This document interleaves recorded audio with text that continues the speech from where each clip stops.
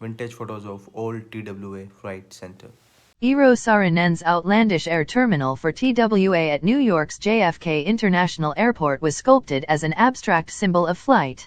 Unlike most air terminals, which seemed intent on depressing passengers, Saarinen's not only raised the spirits but also showed that concrete structures could be truly delightful. Saarinen himself described this intriguing building as one in which the architecture itself would express the drama and excitement of travel, shapes deliberately chosen in order to emphasize an upward soaring quality of line.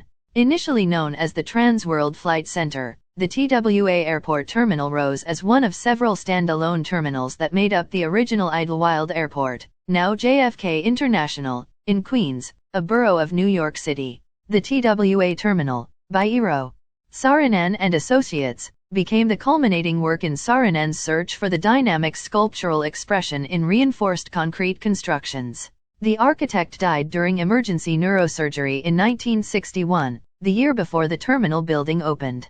The commission from the Trans-World Airlines Company was made in 1956, just as Saarinen came to worldwide prominence with the completion of the General Motors Technical Center, 1955, in Warren, Michigan.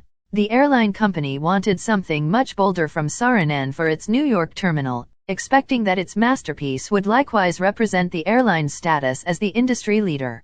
Construction began in June 1959, involving 14 engineers and 150 workers. When Eero Saarinen died unexpectedly of a brain tumor in 1961, his associates, principal designer Kevin Roche and John Dinklew formed Roche Dinklew, which worked to complete the building.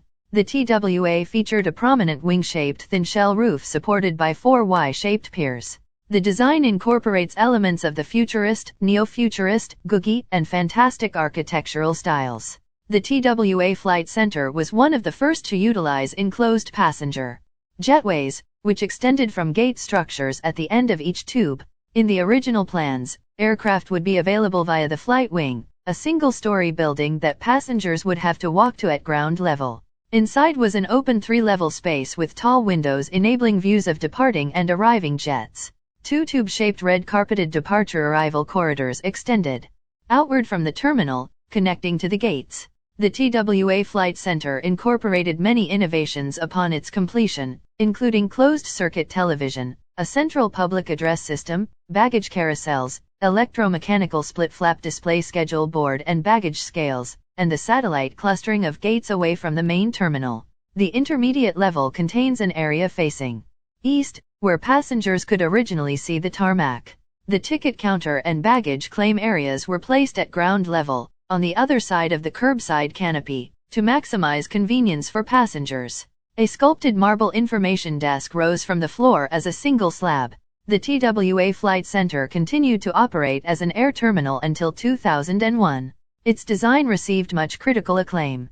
Both the interior and the exterior of the head house were declared New York City landmarks in 1994, and it was added to the National Register of Historic Places in 2005. If you like this video, make sure you subscribe to my channel.